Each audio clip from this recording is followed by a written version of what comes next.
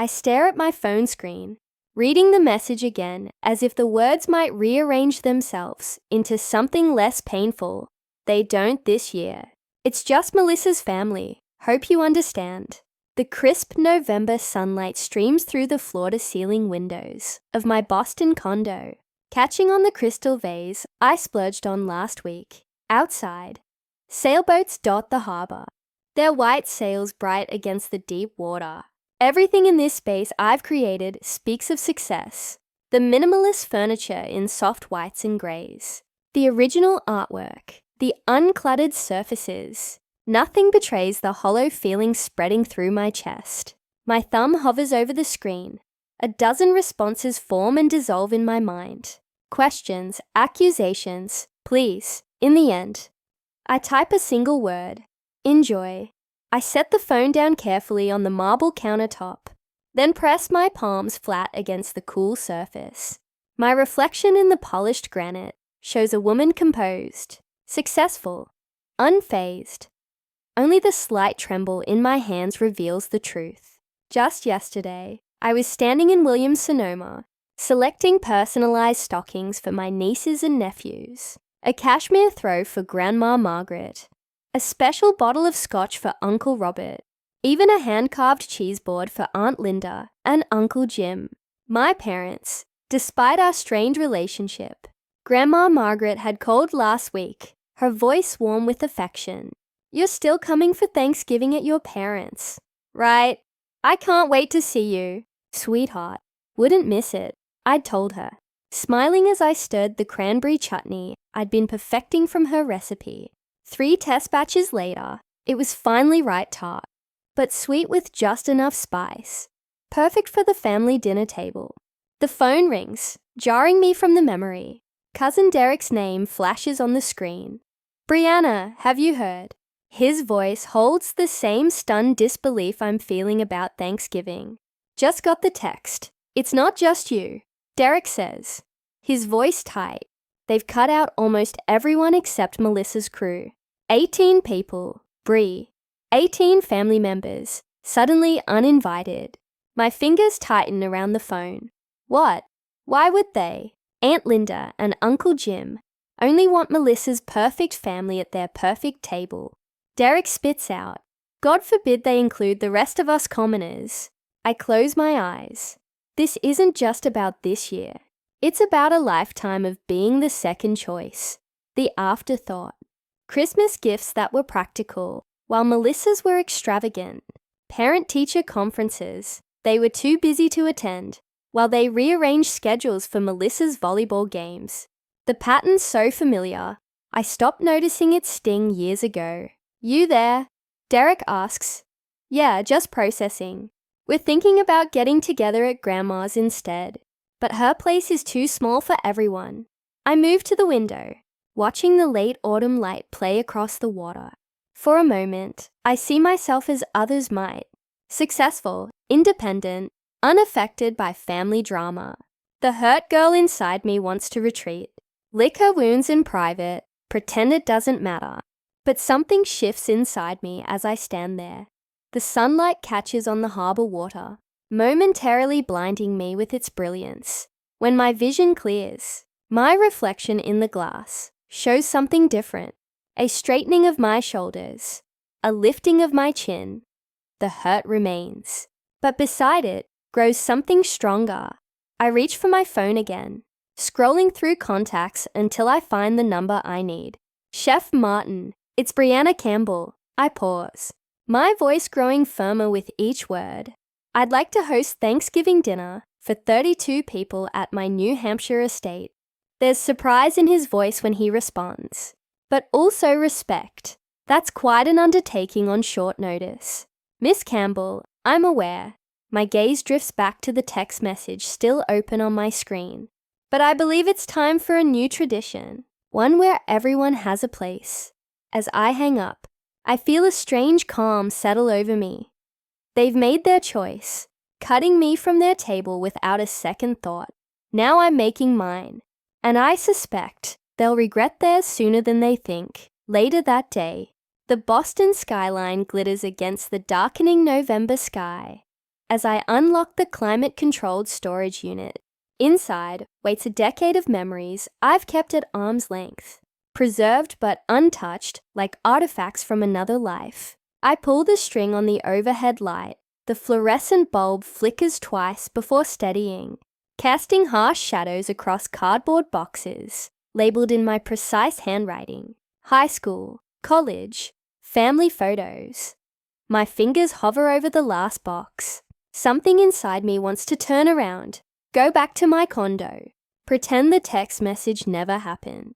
But another part, the part that made the call to Chef Martin, pushes me forward. The cardboard flaps open with a soft whisper of dust. The first album lies on top, its leather cover cracked with age. I settle onto the concrete floor, crossing my legs like I did as a child, and begin turning pages. Every photo tells the same story. Melissa centered in the frame, beaming, my parents positioned protectively around her, and me always slightly offset, as if the photographer couldn't quite fit me properly into the family portrait. In some, I'm partially cropped out, my shoulder or part of my face missing from the shot. You moved right when I clicked. My mother would always explain when I'd point it out. After a while, I stopped mentioning it. I turned to the Christmas Morning series from 1995. Melissa unwrapping the deluxe art set she'd been coveting, her face illuminated with joy.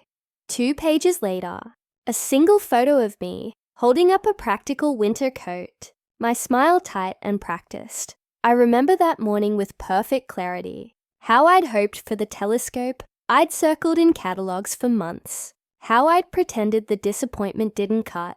Deeper in the box, I find my MIT acceptance letter. Still in its original envelope, the paper is crumpled, smoothed flat again afterward. The memory rushes back, running into the kitchen, letter clutched in my hand, interrupting my father's morning coffee. I got in, I'd announced, unable to contain my excitement. Full admission to MIT computer science program. My father had glanced up, then returned to his newspaper. Computer science. What kind of real career is that for a girl? My mother had squeezed my shoulder. We just worry about you, honey. Melissa's teaching degree will always be practical. I traced my finger over the MIT emblem, remembering how I'd folded the letter back into its envelope that morning, tucked it into my pocket, and walked to the park alone to cry where they couldn't see. Next comes a stack of pay stubs from the 3 jobs I worked through college. Campus cafeteria mornings, library afternoons, coding freelance into the night. My parents had refused to help with tuition, claiming they couldn't afford it. Yet 6 months later, they refinanced their house to pay for Melissa's extravagant wedding. I found out when my father mentioned the new mortgage payment during a rare Sunday dinner call. Worth every penny, he'd said proudly. Every father dreams of giving his daughter her perfect day. I was their daughter too. The thought still burns, even now. A wrinkled bank loan application emerges from between faded notebooks. My sophomore year, desperate attempt to secure financing when scholarship funds fell short. The loan officer had been apologetic, without a co-signer with stronger credit. I just can't approve this amount. When I'd asked my parents, my mother had clicked her tongue against her teeth. Borrowing money is irresponsible, Brianna. Maybe you should take a semester off. Work more hours. I never took a semester off. I just worked until exhaustion became my normal state. My phone buzzes with an incoming call. Grandma Margaret's name lights up the screen. I just heard, she says when I answer, her voice tight with anger. Linda told me they're keeping Thanksgiving small this year. What she didn't say was that they're cutting out half the family to do it. It's fine, I say automatically. The response worn smooth through years of use. It is not fine. Grandma Margaret snaps. I know what they did. It's been happening your whole life. I should have said something years ago. Her words hit like physical pressure against my chest. Validation I never expected. I'm hosting instead, I tell her, surprised by the steadiness in my voice. At the New Hampshire place, everyone's invited. The house you bought last year. The one they never visited, even though you invited them for Memorial Day. That's the one. There's a pause. Then Grandma Margaret's voice softens. I'll be there with bells on, sweetheart. And I'll make sure everyone knows you're the one who saved Thanksgiving. After we hang up, my phone pings with text messages. Derek has been rallying the troops. Cousins, aunts, uncles, all responding with enthusiasm. My executive assistant, Olivia, has already arranged transportation for elderly relatives who can't drive the distance. Chef Martin has sent a proposed menu that honors our family traditions while elevating them to something special. I packed the memories away, sealing the box with more care than it probably deserves. Tomorrow, I'll drive to New Hampshire to prepare the house. The next day, the winding driveway to my estate is lined with ancient maples, their branches now bare against the grey November sky. The colonial revival mansion appears around the final curve, white columns standing sentinel against weathered brick, windows gleaming like watchful eyes. $6.2 million. The number had barely registered when I signed the papers last year. Just another transaction, another investment. I never thought I'd actually use it as a home. Alan, the caretaker, meets me at the front door. His weathered face creases with a smile. Good timing, Miss Campbell. Weather service is predicting snow next week. I've checked the generator twice just to be safe. Thank you, Alan. We'll have about 30 guests for Thanksgiving. If he's surprised, he doesn't show it. I'll make sure everything's in order. When will you need the rooms prepared? I'll handle the guest rooms personally. I tell him. Later, I stand in the first guest bedroom, smoothing fine cotton sheets across a 4-poster bed. For Grandma Margaret, the softest pillows I could find, and a small vase of dried lavender by the bedside. Her favorite, for Uncle Robert and Aunt Sarah, matching quilts I'd commissioned from an artisan in Vermont. For the children, baskets of toys and books selected for each age group. I unwrap a small package, 32 personalized place cards for the dining table, each hand calligraphed. I run my finger over the raised ink of my own name, wondering where I would have been seated at my parents' table. Probably the far end if I had been seated at all. Standing in the grand dining room, with its 15-foot ceiling and wall of windows overlooking the property's pond, I imagine voices filling the space, laughter, conversation, the clatter of silverware against china. A question surfaces, unwanted. Am I doing this out of love or revenge? Both probably. The thought should trouble me more than it does. I place my own card at the head of the table and step back, surveying the room. For a moment, I see it through my mother's eyes. The tasteful luxury, the understated wealth, the careful planning. Let them see what their second-best daughter has built. Let them wonder what else they missed while they were busy looking the other way. I glance at my phone for the 5th time in an hour. Mother's latest text glows accusingly on the screen. You're embarrassing the family with this spectacle. People are talking. The irony nearly makes me laugh. After excluding me from their table without a second thought, now they worry about appearances.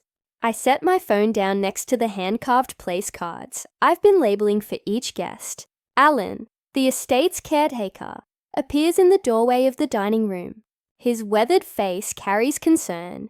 Beneath his usual stoic expression, Miss Campbell, Weather Service is reporting a possible storm system moving in this afternoon.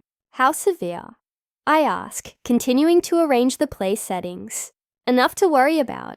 I've checked the generator twice. But with 30-some people here, he leaves the rest unsaid. I nod, making a mental note to have extra blankets placed in each room. Thank you, Alan. Let's hope it passes us by when he leaves. I open my social media app against my better judgment. Melissa's latest post appears at the top of my feed. So blessed to celebrate with true family this year. The ones who matter most. Real Thanksgiving. Family first. The comments overflow with heart emojis from her in-laws and neighborhood friends. None mention the 18 family members, suddenly deemed unworthy of inclusion. My voicemail icon blinks with an unheard message. Father's voice fills my ear. The familiar condescending tone that always made me feel small. Brianna, your mother and I think you're being dramatic. If you wanted to host your own dinner, you could have discussed it with us instead of... I delete the message before he can finish. The same father who forgot to attend my college graduation doesn't get to lecture me on family communication. Derek calls minutes later, voice tight. You should know they're calling everyone trying to convince people not to come to your place, saying you're just showing off. Are people canceling? I ask. Sudden dread clutching at my throat. The opposite. Everyone's more determined than ever. Grandma Margaret told Aunt Linda to pound sand. The mental image of my 82-year-old grandmother, using those exact words, brings the first genuine smile to my face in days. I wander into my home office, fingers trailing along the polished mahogany desk. 5 years ago, this space was a tiny corner in my studio apartment, barely enough room for a laptop and a cup of coffee. I worked 16-hour days building Cybercore's security protocol, while everyone from venture capitalists to my own father told me I was wasting my time. The cybersecurity market is saturated, he'd said, when I tried explaining my business model over Christmas dinner. You should get a real job before you end up bankrupt.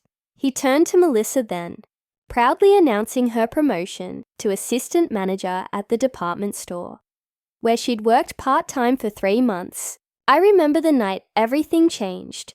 3 years into building the company, surviving on ramen and determination, my phone rang at 2 a.m.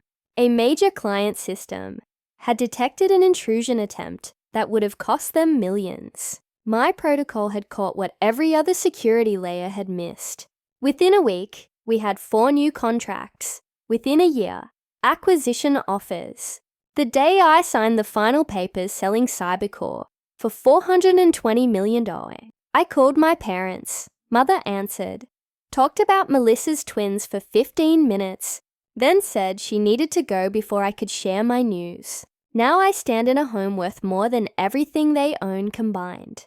Preparing to host the family, they decided wasn't worth their time. The first flakes of snow begin to fall as the earliest guests arrive.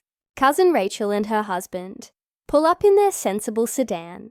3 children tumbling out with shouts of excitement at the sight of the estate.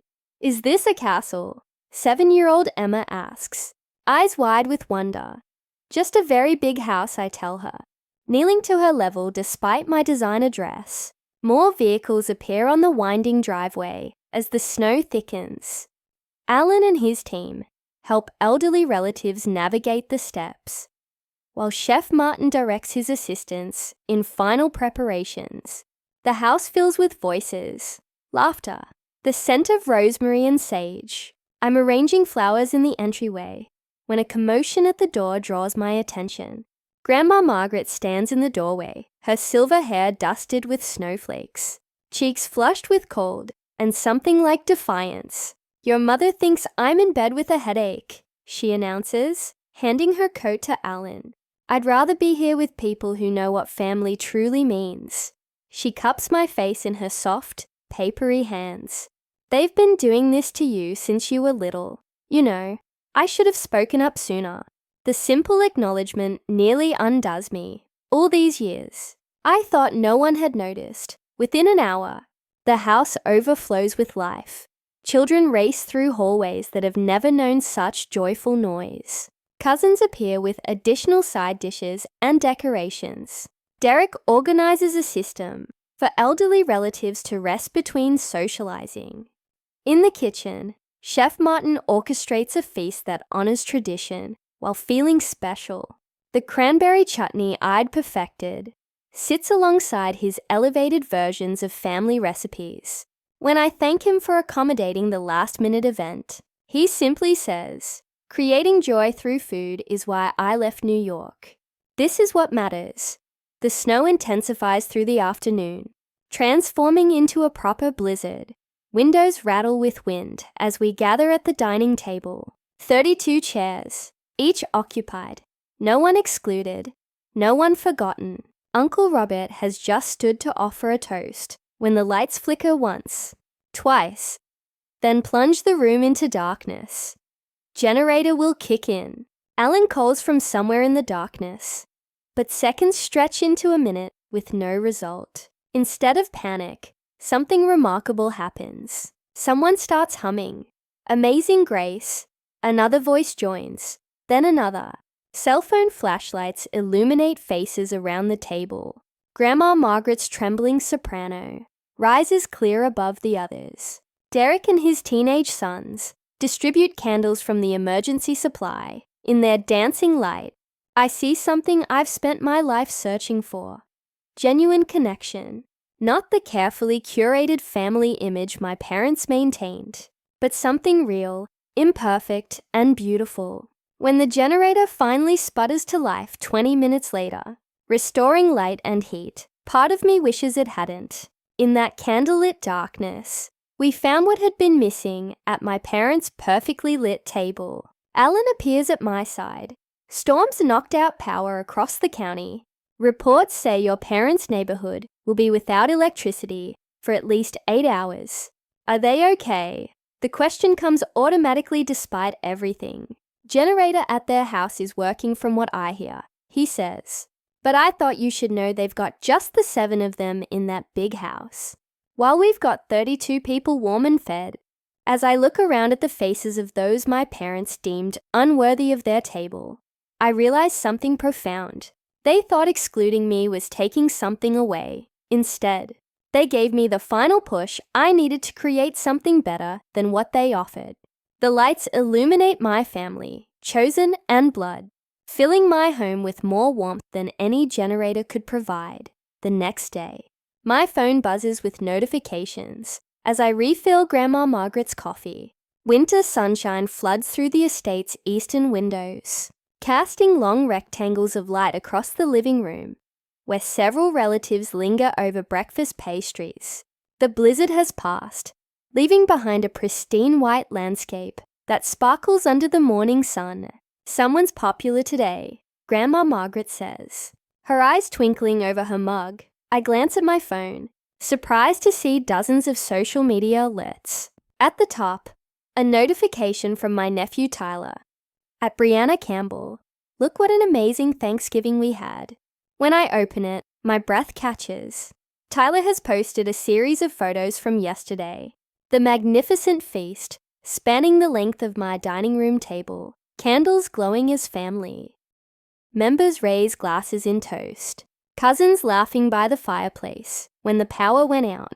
The estate looks magical, captured in the evening snow, with every window glowing with warmth against the darkness. Did you see what Tyler posted? Cousin Rachel asks, coming downstairs with her phone. It's going viral in our hometown circles. I scroll through more posts. Derek shared a video of everyone singing by the fireplace, voices blending in harmony while snow fell outside.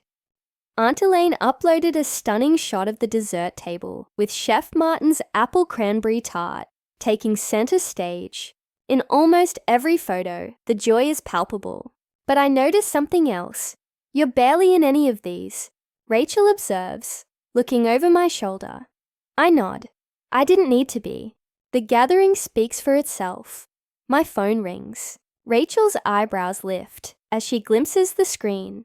Melissa's husband, she whispers, before discreetly stepping away.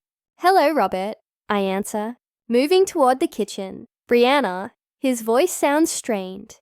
I just wanted to say, yesterday looked nice. It was, I reply simply. He clears his throat. I, accidentally tagged your parents in a comment on Tyler's post. Melissa's pretty upset.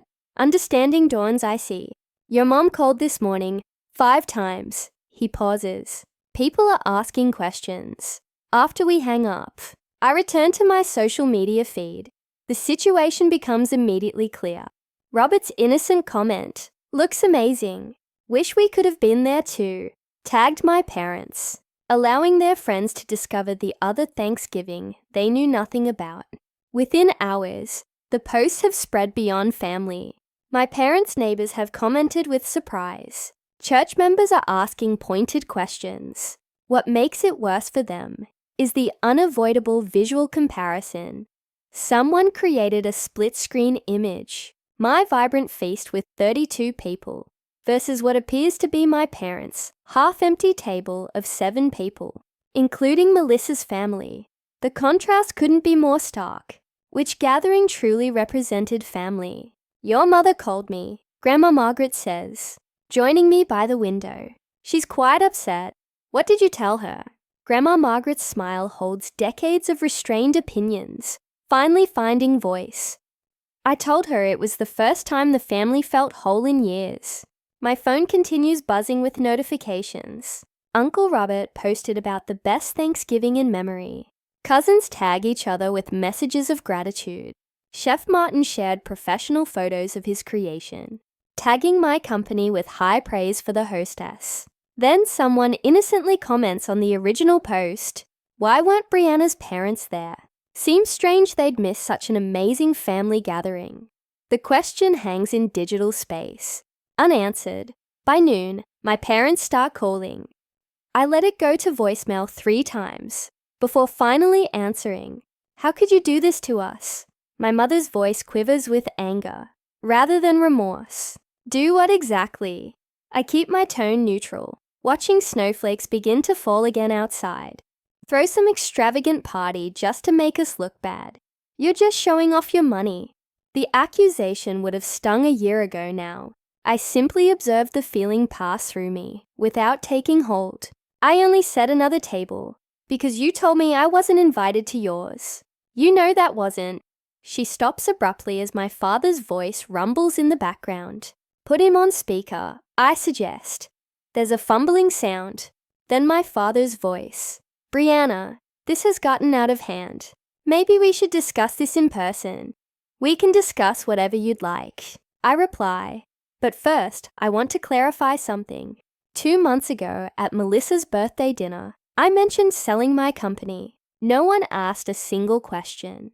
No one seemed to hear me at all. Silence stretches between us. I sold Cybercore for $420 million.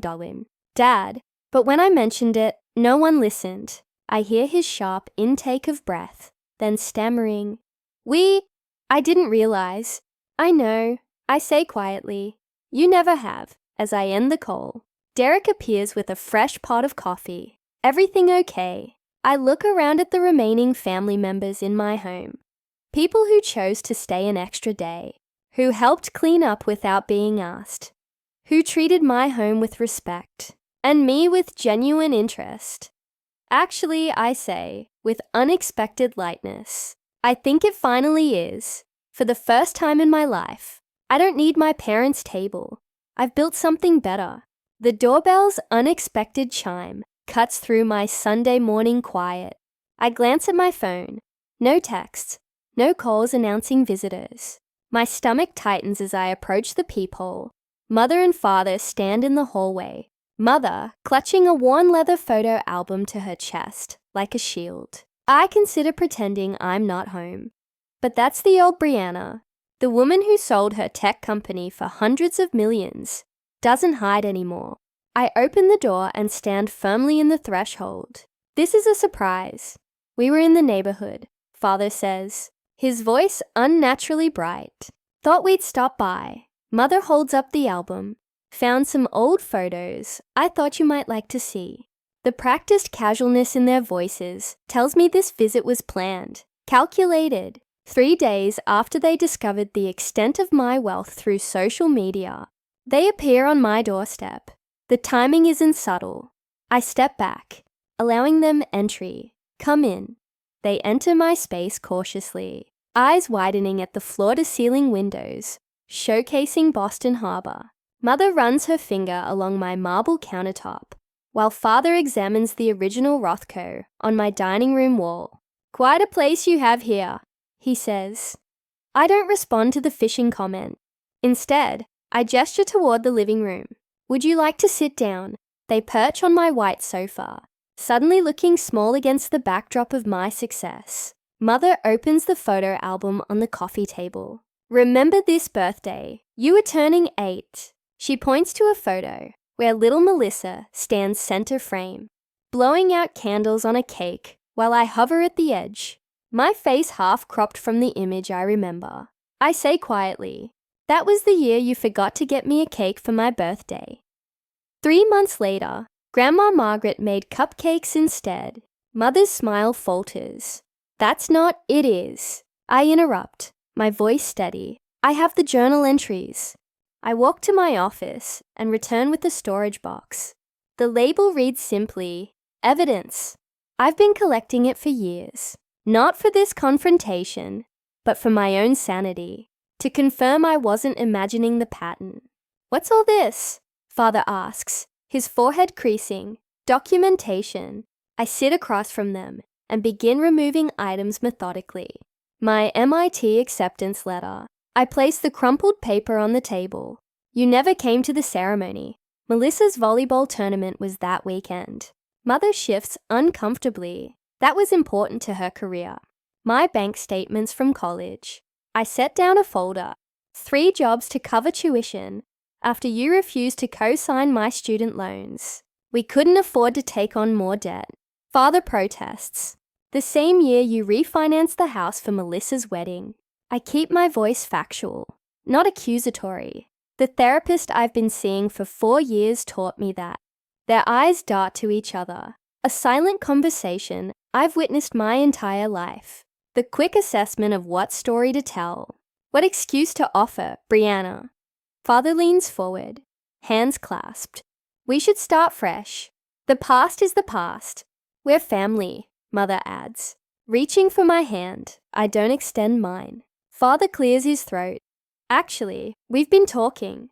We know you've done well for yourself now." His voice drops to what he probably thinks is a confidential tone. "If you ever need any financial advice."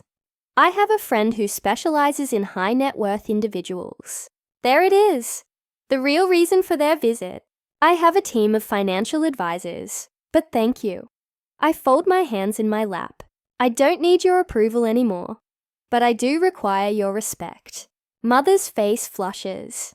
"We've always respected you." I pull out a small journal with a faded unicorn cover. August 12th, 1998. Mom said my science fair project was showing off. Melissa got a new dress for looking pretty at picture day. I flip pages. November 30th, 2001. Dad laughed when I said I wanted to learn programming. Said computers are for boys who can't play sports. The silence that follows feels weighted with 3 decades of small cruelties. My phone rings, startling all of us. Melissa's name flashes on the screen. The timing is so perfect. It almost seems staged, though I know it isn't. "It's your sister," I say, answering and putting it on speaker without warning. "Hi, Melissa. I'm with Mom and Dad right now." A pause. "Oh, they're there." Her voice sounds strange, hesitant. They brought photo albums. I keep my tone neutral. "Brianna," Melissa says suddenly, "I need to tell you something. I've been thinking since Thanksgiving." She takes an audible breath. "I've always been jealous. You're smarter, braver, freer." Being the perfect daughter was just how I hid my fear of losing. Mother's gasp is sharp, her hand covering her mouth. "What are you talking about?" Father demands, leaning toward the phone. "You know exactly what I'm talking about." Melissa says, her voice gaining strength. "You've pitted us against each other our whole lives. I got attention for being compliant. Brianna got punishment for being exceptional." The doorbell rings again. This time, I know who it is before opening the door. Grandma Margaret stands in the hallway, her silver hair swept into its usual neat bun, her eyes clear with purpose. "I followed them," she says without preamble. Walking past me, she stops when she sees my parents on the sofa, the evidence box between them. "Good. You're finally having this conversation."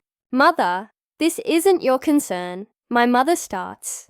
"I've watched this happen for decades, and I won't be silent anymore.